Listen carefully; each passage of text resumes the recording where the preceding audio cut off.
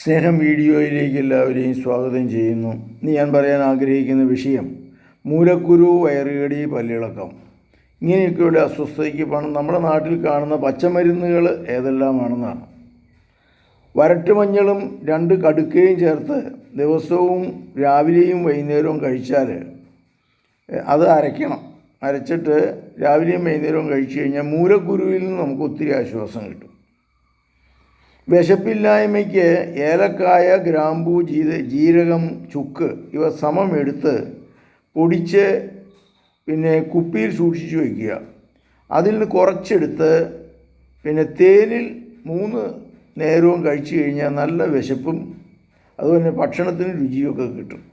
നമ്മുടെ സാധാരണ വീടുകളിലുള്ള സാധനം തന്നെയാണ് ഇത്.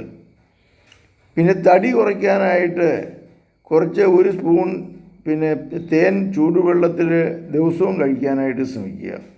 അപ്പോൾ നല്ല പൊണ്ണത്തടി ഉള്ളവർക്ക് തടിയൊക്കെ കുറച്ച് നല്ല ആരോഗ്യം കിട്ടും. വയറുകടിക്ക് തൈരിൽ ജാതിക്ക അരച്ച് കൊടുക്കുക.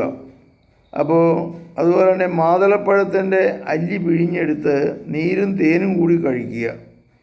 കറിവേപ്പില അരച്ച് തൈരിൽ കലക്കി ഉപ്പുവെള്ളത്തിൽ കഴിക്കുക. ഇതെല്ലാം വയറുകടിക്ക് നല്ലതാണ്.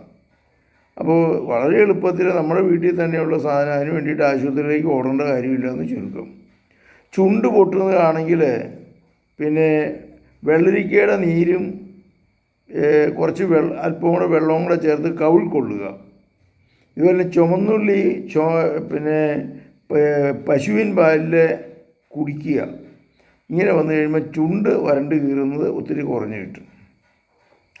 പല്ലിളക്കത്തിന് പേരാലിൻ്റെ പാല് വായിൽ കൊണ്ട് 5 മിനിറ്റ് കഴിഞ്ഞ് തുപ്പിക്കളയുക. തുടർച്ചയായി 5 ദിവസം കഴിയുമ്പോഴത്തേക്കും പല്ലിളക്കമൊക്കെ കുറഞ്ഞ് കിട്ടും. പല്ല് നന്നായിട്ട് ഉറച്ച് കിട്ടും. അപ്പോൾ ഈ മരുന്നുകൾ ഉപയോഗിച്ച് നോക്കുക, നിങ്ങൾക്ക് ഉപകാരപ്രദമായിരിക്കും.